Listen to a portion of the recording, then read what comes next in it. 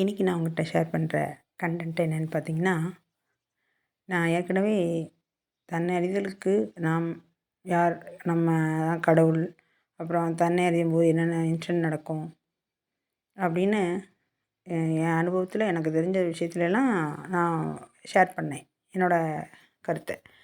அதில் இது வரைக்கும் முத்தாய்ப்பாக சொல்லியிருப்போம்ல, இதைத்தான் நான் இப்படி சொன்னேன் அப்படின்னு சொல்லுவோம்ல. இதை கேட்குறவங்களுக்கு எந்த மாதிரி புரியுதுன்னு தெரியல. இருந்தாலும் நான் சரியாக சொல்கிறேன் அப்படின்னு ஒரு நம்பிக்கையில் தான் அதை சொல்லிகிட்ருக்கேன். அப்போது இது ஒரு கேம். நீங்கள் கேமுக்குள்ளே இருக்கீங்கங்கிறது தெரியாத வரைக்கும் நம்ம அந்த கேமில் உள்ள இப்போது நீங்கள் வந்து இந்த வயசில், அதுவும் என்னோடய வீடியோ பார்க்குறவங்கலாம் 35 to 45 அந்த ரேஞ்சில் தான் பார்க்குறீங்க. நீங்கள் வீடியோ கேமோ இல்லை ஏதோ பார்த்துட்ருக்க மாட்டீங்க. இதே ஒரு உங்கள் குழந்தைங்க ஒரு வீடியோ கேம் விளாட்றான்னு வச்சுக்கோங்க. அந்த வீடியோ கேமில் அவன் முழு தீவிரமாக முழு ஈடுபாட்டோடு விளையாடுவாங்க. விளையாடும்போது என்ன ஆயிருக்குன்னா, அதில் தோற்று போயிட்டாங்கன்னு வச்சுக்கோங்க. அப்படின்னு சொல்லி வருத்தப்படுவாங்க. அடுத்து திரும்ப அந்த கேம் விளாண்டு ஜெயிச்சு காட்டுறேன் பாருன்னு ஜெயிப்பாங்க. அதே மாதிரி நிறைய பேருக்கு துப்பாக்கியெல்லாம் கொல்லுவாங்க, கத்தியால் வெட்டுவாங்க. நீ செத்து போயிட்டேன், ஐயோ நான் செத்து போயிட்டேன்னு சொல்லி பிள்ளைங்களே சொல்லிக்குவாங்க. கேமில் நான் செத்து போயிட்டேன், இல்லைனா அவனை கொன்னுட்டேன் அப்படிலாம் பேசுவாங்க. அப்படி பேசும்போது என்னென்னா, நிஜமானே கொல்லலைல்ல, அது வந்து கேம். அது மாதிரி இங்கே நிஜ உலகத்தில் நம்ம செத்து போகிறோம்ல, இது ஒரு கேம். நம்ம பிறக்கிறோம்ல, இது ஒரு கேம். இதுதான் ஒரு ஒரு ஹாப்பியான ஒரு கேம். அதை சேடாக மாற்றுறது, ஹாப்பியாக மாற்றுறதும் நம்மளோட சுதந்திரமாக கொடுத்துட்டாங்கன்னு நான் ஏற்கனவே சொன்னேன். அந்த வகையில் இப்போ ஒட்டு மொத்தமாக நான் பிச்சு சொன்னதை ஒட்டு மொத்தமாக சொல்லிவிட்டு நம்ம வந்து அடுத்ததுக்கு போகலாம் அப்படின்றதுனால நான் இதை சொல்கிறேன். இப்போது நான் தான் கடவுள், நம்ம தான் பிரம்மம், நம்ம தான் பிரபரமாக ஆயிட்டோம்.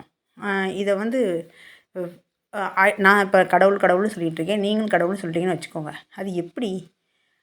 அப்போ கடவுள்னால் நம்ம ஒரு கற்பனையில் வச்சுருக்கோம், அந்த கற்பனைக்கு நம்ம இல்லைன்னு நினைக்கிறோம். அதுதான் இங்கே உடைக்கணும். அப்படி இல்லை, சிவன் வந்து அப்படியே வந்து முன்னாடி காட்சி கொடுத்து அப்படி வந்து இப்படி வந்து கையை வைப்பார், கழுத்தில் பாம்பு போட்டிருப்பார், ஜெய்ஜாண்டிக்கு அவர் வந்து ஒரு ஒரு ஆண்மகனாக வீரம் கொண்ட ஆண்மகனாக இருப்பார். வேடன் மாதிரி ஒரு யானைத்தோலோ புலித்தோலோ கட்டிகிட்டு இருக்க மாட்டார். அவர் வந்து ஒரே நேரத்தில் 10 பேர் அடித்து நொறுக்கிடுவார். அப்படி கை நீட்டினோடனே ஒரு உலகமே அழிஞ்சிரும். அந்த மாதிரி ஒரு மாயையும் கற்பனையும் நம்ம மனது வந்து க்ரியேட் பண்ணிடுச்சு. அந்த கேமில் இது ரூல்ஸு. இப்போ நம்ம ஒரு கேம் வச்சிட்டோம்னா, ஒரு கொஞ்சம் சண்டை போட்டோம்னா நமக்கு சில டூல்ஸ் தருவாங்க. அதுக்கப்புறம் சில அவார்ட்ஸ் தருவாங்க, சில காயின்ஸ் தருவாங்க, சில டைமண்ட் தருவாங்க இல்லையா? அது மாதிரி உங்களுக்கு வாழ்க்கையில் சில பொருட்கள் கிடைக்கும். நம்ம பிறந்து வந்த கர்மாப்படி. அப்போது அந்த பொருளை வச்சுட்டு நம்ம எந்த மாதிரி வாழ்கிறோம், எந்த மாதிரி நம்ம வந்து அறிவை பயன்படுத்திக்கிறோம், நம்ம அடுத்த கட்டத்துக்கு போகிறோம் அப்படின்னு பயன்படுத்த தான் அது கொடுத்தாங்க. அதே மாதிரி தான் உங்களுக்கு பகுத்தறிவு கொடுக்கப்பட்டது, உங்களுக்கு அறிவு கொடுத்துருக்காங்க, உங்களுக்கு வந்து தொடு உணர்வுலேருந்து, அம்மா அப்பாங்கிற உறவுலேருந்து, இந்த உலகத்துக்குள்ளே கேமுக்குள்ளே அத்தனை கேரக்டர்ஸ், அத்தனை சூழ்நிலை, அத்தனை தன்மை, அதோடு சேர்த்து நமக்கு ஒரு மூச்சு, அதோட ஒரு உடல், அதோட ஒரு மனம், அதோட நம்ம உயிர், இதோட ஒட்டு மொத்தமாக கேமுக்குரிய மையமாக ஆன்மா. இந்த எல்லாத்தையும் கொடுத்து நமக்கு ஏன் இங்கே விளையாட வச்சுருக்காங்கன்னா, ஒரு கட்டத்துலேயும் ஒன்றா விழுந்துட்டு கடைசியில் நான் ஆன்மா தான் அப்படின்னு இந்த கேமை விட்டு வெளியில் போய் பார்க்கணும். அப்போ தான் இது கேம். ஐயோ நம்ம இதுக்காக எவ்வளோ ஃபீல் பண்ணோம், இதுக்காக நம்ம வந்து இவ்வளோ வருத்தப்பட்டோம், இதுக்காக வந்து இவ்வளோ இந்த சொத்து போச்சுன்னு கவலைப்பட்டோம், இந்த வேலை போச்சுன்னு கவலைப்பட்டோம், இந்த ஒய்ஃபு கணவன் குழந்தைங்க இவங்களுக்காண்டி எவ்வளோ கவலைப்பட்டோம், அந்த உறவுகளுக்காக எவ்வளோ கவலைப்பட்டோம், அந்த சொசைட்டிக்காக கவலைப்பட்டோம் அப்படிங்கிற ஒரு உணர்வு வரும்போது தான் தன்னை உணர்தல் நிகழுது. தன்னை உணர்தல் நிகழும்போது நம்ம கடவுள்னு உணரும்போது, நம்ம தான் பிரம்மன் உணரும்போது, நம்ம ஒரு சாட்சியாக தான் இருக்கோன்னு தெரியும்போது, நம்ம வந்து எல்லாமா இருக்கோன்னு தெரியும்போது, போதும்டா சாமி, இந்த பிறவி போதும், நம்ம வந்து பிறந்து போதும், நிறுத்திக்கலாம் அப்படின்னு ஒரு இச்சை வரும்போது தான் நம்ம என்ன கடந்திருப்போம் அப்படின்னா, அறம், அந்த எத்திக்ஸை நம்ம வாழ்ந்து முடிச்சிருப்போம். என்னென்ன பொருள் ஆசைகள், இச்சைகள் இருக்கும் இல்லையா, அதை கடந்திருப்போம். இன்பம், காமத்தையும் கடந்திருப்போம். அந்த காமத்தை கடந்து, காதலை கடந்து, இதெல்லாம் கடந்து வரும்போது தான் அந்த இச்சை நம்ம விடுதலை அடையணும், வீடு பேர் அடையணும், நம்ம சொந்த வீட்டுக்கு போகணும், நம்ம இருப்பு என்னன்னு தெரிஞ்சுக்கணும், அந்த பிரம்மமாக ஆகணும். அப்போ பரபிரம்மமாக அம்மா ஆகணுங்கிறதுக்காண்டி நம்ம மோட்சத்துக்காண்டி தான் போகிறோம் இல்லைங்களா? இப்படி தான் நம்ம பயணம் தொடர்ந்துகிட்டே போகுது. இது வந்து ஒரு ஒரு செட் ஆஃப் பீரியட் மாதிரி போகுது ஒரு மனிதனுக்கு. ஒரு மனிதனோட காலம் மாறி அவனோட இந்த இந்த பாதையும் இது இருக்குது. ஒருத்தங்க 5 பிறவியில் கடந்துக்கலாம், ஒருத்தங்க 500 பிறவியில் கடப்பாங்க, ஒருத்தங்க 1,00,000 பிறவியில் கடப்பாங்க, ஒருத்தங்க வந்து 84,00,000 பிறவி கடந்தாலும் கடந்திருக்க மாட்டாங்க. இது அந்தந்த அவங்கவுங்க எடுத்துகிட்டு வர கர்மா, அந்த சூழ்நிலை, புரிஞ்சுக்கிற தன்மை இல்லாமல், 2வது வேணும்னே எக்ஸ்பீரியன்ஸ்க்காண்டியே எடுத்து வருவாங்க. சில பேர் வந்து குழந்தைங்கள்லாம் பிறந்ததை பார்த்துருப்பீங்கள்ல, அப்படியே தங்க விக்கிரகம் மாதிரி அம்மன் மாதிரியே குழந்தை பிறந்துருந்துச்சு, அவங்க குழந்தை கொஞ்ச நாளில் இறந்துருச்சுன்னு சொல்லுவாங்க. அதே மாதிரி ஒரு குழந்தை வந்து அந்த குழந்தை எப்படி வந்திருக்கும்னா, இந்த பூமியில் பிறந்து இந்த இந்த இதை இந்த கருமாவை கழிக்கணுன்னு இருக்கும். பிறந்து உடனே அவங்களே வெளியே போயிடுவாங்க, எக்ஸிட் ஆயிடுவாங்க.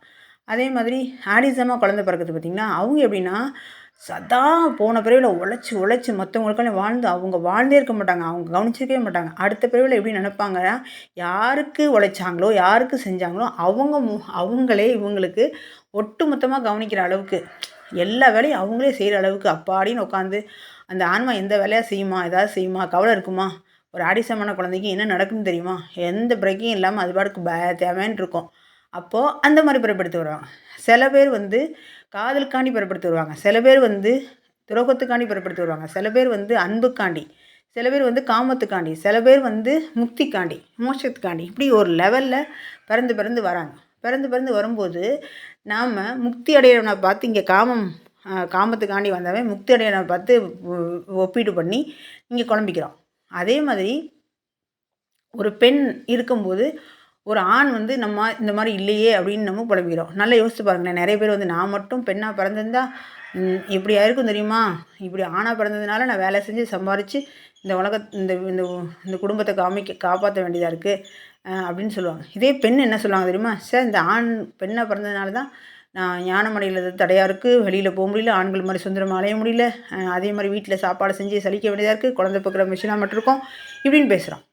குழந்தைங்க என்ன சொல்லுவாங்கன்னா, நம்ம பெருசாகி எப்போ பெருசாகி கல்யாணம் ஆகி பெருசாக அந்த வாழ்க்கை மாதிரி வாழ்கிறதுன்னு நினைப்போம். ஸோ பெரியவங்க நம்ம இளமை வயசுக்கே போயிட மாட்டோமா, அங்கே அந்த வாய்ப்பு திரும்ப கொடுத்தா நம்ம மாதிரி திரும்ப வாழ்ந்துட மாட்டோமா அப்படின்னு நினைப்போம். இப்படி ஆளாளுக்கு மாறி மாறி இதெல்லாம் பண்ணுறது எதுனா மனம். இந்த மனம் தான் நம்மளை என்ன பண்ணுது அப்படின்னா, இவ்வளோ காட்சிகளை பண்ண வைக்குது. இவ்வளோ நம்ம இவ்வளோத்துக்கும் காரணம் என்ன கேட்டிங்கன்னா, இந்த மனம் தான். இந்த மனம் தான் எல்லாம் இந்த உருவாக்குது. அப்போது நான் யாருன்னு உணரும்போதோ, இந்த உலகம் என்ன, இது உண்மைதானா, இத்தனை பந்தம் வருதே, ஆமாம், இந்த இந்த இந்த இந்த உறவுகள் மூலம் வந்து வர்ற ஒரு பற்றும் பாசமும் நிஜமாகவே உண்மைதானா, உண்மைதானா நம்ம செத்து போன போகிறோம், அவங்க உயிரோடு தான் வாழ்கிறாங்க. இதே மாதிரி தாத்தா பாட்டி செத்து போனப்போ அப்பா அம்மா அழுதாங்க, பின்ன நல்லா தான் வாழ்ந்தாங்க. அதே மாதிரி அப்பா அம்மா செத்து போனாலும் நம்மளும் இப்படி தான் இருக்கோம், நம்ம செத்து போனாலும் நம்ம குழந்தைங்க இப்படி தான் இருப்பாங்க. இப்போ உண்மையில் என்ன தான் நடக்குது அப்படின்னு நம்ம யோசிக்கும்போது என்னென்னா, அப்போ தான் நம்ம வந்து இந்த வீடு பேர் பக்கம் திரும்பும்போது தான் ஒரு விழிப்புணர்வு மூலம் நமக்கு என்ன கிடைக்குன்னா, ஓ நம்ம தப்பாக புரிஞ்சுருக்கோம். எப்படி தப்பாக புரிஞ்சுருக்கோம், நாம் தேடுறதே நம்மளை தான், நாம் வந்து எங்கேயோ கடவுள் இருக்கான்னு தேடிக்கிட்டு இருக்கோம், கடைசியில் இது நம்ம தான் அப்படின்னு நம்மக்கிட்ட இருக்க ஒரு தவறான எண்ணத்தை வந்து மாற்றும்போது இந்த மனம் வந்து நமக்கு ஒரு லகுவாக அந்த ஒரு விதமான ஒரு சமநிலைக்கு, ஒரு ஒத்திசைவுக்கு, அந்த பிரபஞ்சத்தோட ஒத்திசைக்கு லயமாக வரும்போது நமக்கு அந்த புரிதல் வந்துடும். அப்போ வந்து என்னென்னா, இதைத்தான் அந்த குரு வந்து தொட்டு காட்டுற வித்தை, என்னமோ சொல்லுவாங்களே, என்னது தொட்டு காட்டா வித்தை வால் அப்படின்னு சொல்லுவாங்கள்ல, அப்படி மாதிரி என்னென்னா இந்த இடத்துல தான் சொல்லிட்டாங்க. இதுதான்ப்பா, எப்போ நீ ஒன்றுமே இல்லை, நீ வந்து இப்படி என்னமோ தேடிகிட்டு இருக்க அப்படின்னு சொல்கிறது தான். இதை சொல்லலைன்னா நமக்கு புரியாதான், இதைத்தான் அப்படி சொல்லி வச்சுருக்காங்க அப்படின்னு என் அறிவு அப்போ அந்த நேரத்தில் இது உங்கள்கிட்ட பேசிகிட்டு இருக்கும்போது சொல்லுது. அப்போ நான் யார் அப்படின்னு புரிதல் வந்தப்போ என்னாகும், அப்போ இங்கே எல்லாமே இருக்கே, அது நீங்கள் ஒன்றுமே இல்லைங்கிறீங்க, ஒன்று தான் எல்லாமாங்கிறீங்க. அப்போ இங்கே வாழ்கிறது, இங்கே ஓடுறது, இந்த உலகத்தில் இருக்கிறது, அருவி, தண்ணி, மலை, கடல், இயற்கை காட்சி, இந்த மாதிரி விலங்குகள், இதெல்லாம் என்னது அப்படின்னு பார்த்தா, இதை வந்து நம்ம எப்படி எடுத்துக்கணும் அப்படின்னு சொன்னால், இந்த மனம் உருவாக்கின பிம்பம். பாருங்களேன், எக்ஸாம்பிள், ஒரு கயிறு இருக்கும், பார்த்தா அப்படி சுருண்டு அந்த சைஸு வளைஞ்சி பாம்பு மாதிரி, ஐயோ பாம்பு தான் அப்படின்னு நினைப்போம். பக்கத்தில் போய் குச்சியை வச்சு நகட்டி பார்க்கும்போது அச்சா இது கயிறு அப்படின்னு தோணும். அப்போது அந்த பாம்பாக இருக்கும்போது உணர்வும் உண்மை தான், ஐயோ இது கயிறு தான் அப்படின்னு உணர்வோம்ல, இது கயிறு அப்படின்னோடனே மனம் ஒரு ரிலாக்ஸ் தன்மைக்கு வரும்ல, அதுவும் ஒரு உண்மை தான்.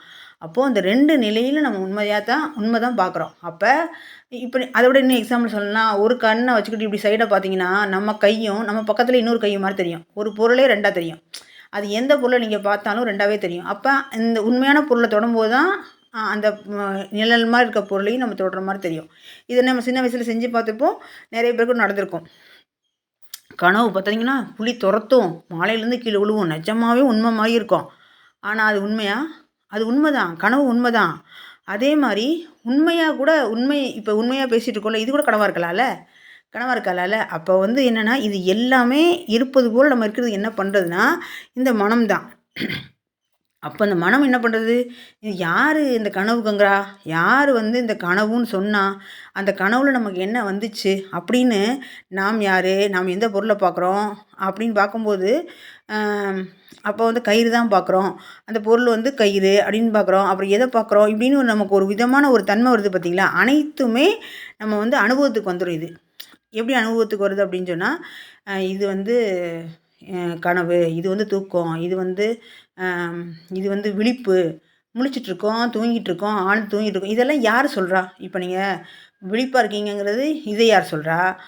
கனவு கண்டுட்டு இருக்கீங்களே, அது யார் சொல்றா? ஆழ்ந்து தூங்குறோம்ல, அது யார் சொல்றா? இப்ப 3மே யாரோ ஒருத்தங்க பார்க்குறாங்க.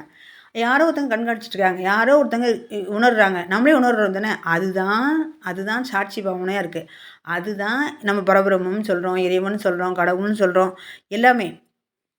அப்ப அந்த அனைத்தும் பார்க்குறது யாரு? அப்டின்னா, எப்படி நம்ம வந்து தெரிஞ்சுக்கிறோம் அப்டின்னா, ஆ இப்போ கடவுள், பரபிரம்மம் சொல்லிட்டோம். அது வந்து எப்டின்னா, நம்ம புலனறிவால பார்க்க முடியுமா? அந்த அந்த பிரம்மத்த, அந்த அறிவ நம்ம நம்ம புலனறிவால பார்க்கவும் முடியாது. அதே மாதிரி ஆ வேற ஏதாவது வகையில காதால கேட்க முடியாது, வாயால கேட்க முடியாது, மௌனத்தால கேட்க முடியாது. எது அனுபவிக்க தான் முடியுது. அப்ப அந்த அனுபவிக்க முடியிறது வந்து எப்படி வந்து அ அனுபவிக்கிறோம். அந்த அனுபவிக்கிறது வந்து எப்படி வந்து நம்ம வந்து அது ஒரு பொருளு, அதுன்னு சொல்ல முடியும். அது அனுபவிக்கிறது எப்படி தெரிஞ்சுக்கிறதுனா, அது சாட்சியா இருக்கிறதுனால நம்ம தெரிஞ்சுக்கிறது.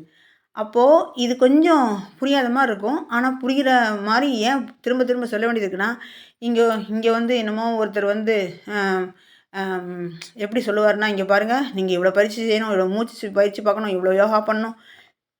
இந்த மாரிலாம் இந்த இவ்ளோ பயிற்சி பண்ணி, இவ்ளோ தீவிரமா சாதனை பண்ணா மட்டும் தான், உங்களுக்கு இது நிகழும் அப்படின்னு சொன்னதுனால, நம்ம இத சாதாரணமா எடுத்துக்கிறோம். இந்த நேரத்தில ஒண்ணு சொல்லணும். ஆ இப்போ வந்து இந்த மாரி ஒரு ஒரு கருத்த, ஒரு பரபிரம்ம கருத்த, ஆன்மா கருத்த வந்து சொல்லிட்டே இருக்கோம். ஒருத்தவங்க சொல்லுவாங்க, "நேத்து நீங்க சொன்னீங்களே, அது எனக்கு புரியவே இல்ல" அப்படின்னு சொல்லுவாங்க. நான் எவ்வளோ உயிர் போற மாரி கஷ்டப்பட்டு கத்தி சொல்லிக்கிட்டு இருந்தா, நீங்க அசால்ட்டா மறந்துட்டேன்னு சொல்றீங்களே! அப்படின்னு சொல்ற மாரி இருக்கும். அப்ப இப்ப திரும்ப சொல்லுங்களேன். நேத்து சொன்னீங்களே அதே சொல்லுங்கன்னு. ஆனா, உண்மைய சொல்றேன். இந்த இந்த வீடியோவ திரும்ப நான் வந்து பேசணும் அப்படின்னா எனக்கு வராது. நான் தான் பேசினேன். நான் தான் இந்த கன்டென்ட்ட சொன்னேன். ஆனா, என்ன பேசணும்? இதே மாரி பேசிருவேன்னா பேச முடியாது. அப்போ ஒரு ஒரு நிலையில, அப்போ ஒரு அப்போ ஒரு விஷயமா நான் இது எங்கேருந்து இந்த இந்த மடை திறந்த வெள்ளம் போல இந்த பேச்சு வருதுன்னே தெரியாது. அது பாட்டுக்கு கடகடன்னு வந்துரும். அப்புறம் நான் உண்மைக்கு நீங்க கேட்குற மாரி நானும் கேட்டு பார்ப்பேன். "ஓ! இத தான் சொல்லியிருக்கோமா?" அப்படின்னு சொல்லி. அப்போ வந்து என்னன்னா, ஆ திரும்ப அந்த இடத்துல போய் சொல்றதுக்கு ஏன் வராது அப்படின்னா, அந்த ஆன்மா, அந்த லயத்துக்கூட அந்த ஃப்ரீக்வன்சி எனக்குள்ள இறங்கி செயல்பட்டுருக்காது.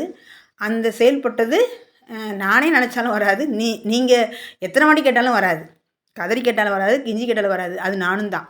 அப்போ அந்த வாய்ப்ப நம்ம ஒரு மனிதர் விட் வி வ விட்டுட்டோம், கைவிட்டுட்டோம் அப்படின்னா, திரும்ப வர்றது ரொம்ப கஷ்டம். அதனால தான் அ அந் இன் இ நம்ம என்ன நெனச்சுப்போனா, இந்த ஆன்மா பத்தி கேட்டு, இந்த தன்னை அடைதல் உணர்ந்து, வீடு பேர் அலைஞ்சு என்னத்துக்கு ஆகப்போது? பார்ப்போம், பார்ப்போம். ஆ வயசான காலத்தில பார்க்குற வேண்டிய விஷயத்த போய் இப்ப பேசிட்டு இருக்கீங்க. ஒரு 25 வயசுல சொல்லுவாங்க. 50 வயசு, 60 வயசுல எங்களுக்கு கடமை இருக்குப்பா, கடன் இருக்குப்பா, இந்த பேர பிள்ளையெல்லாம் பார்க்கணும்பாங்க. அப்புறம் கடைசியில சிவனே ராமனேன்னு போய் சேர்ந்துருவாங்க. அப்போ அந்நேரத்தில வந்து ஏன் இந்த மாரி செய்யல? இது மாரி சொல்லுங்க அப்படின்னு சொன்னா, நான் என்னத்தப்பா சொல்றது? எனக்கு நேரம் இல்லைல்ல. எனக்கு எனக்கு வந்து இப்படி வேலை வந்துருச்சுலன்னு சொல்லுவாங்க. இதெல்லாம் கடந்து கடந்து, பிறந்து பிறந்து, சலிச்சு சலிச்சு தான் நம்ம என்ன பண்றோம் அப்படின்னா, இந்த உலகத்தில இந்த 3 நிலையில இந்த விழிப்பா இருக்கோம், கனவா இருக்கோம், இந்த தூக்கத்தில இருக்கோம் அப்படிங்கிற 3 நிலை உணர்றதுக்கே மனிதன் முக்கால்வாசி இல்ல. 99% இத வந்து கர்மா கடந்து தான் நம்ம வந்திருப்போம். அப்போ ஒவ்வொரு மனிதனும் இங்க வந்து என்னன்னா, இந்த நிலை கடந்து தான் போணும். நீங்க நீங்க சொல்லலாம், பார்த்துக்கலாம் பார்த்துக்கலாம். அ எத்தனையோ பிறவி பிறக்கலாம்னு சொல்லிட்டீங்கல்ல, பிறந்து பிறந்து அனுபவிச்சுட்டு போறோம். இதில என்ன இருக்கு? அப்படின்னு சொல்லுவாங்க. பிறந்து பிறந்து அனுபவிச்சுட்டு போங்க. இதில என்ன இருக்கு? அதில இப்போ இந்த பிறவியில வந்து பண்ற தப்ப அடுத்த பிறவியில சரிவோம். அடுத்து சரி பண்ணிட்டே போ வேண்டியது தான் அப்படின்னு தான் தோணும்.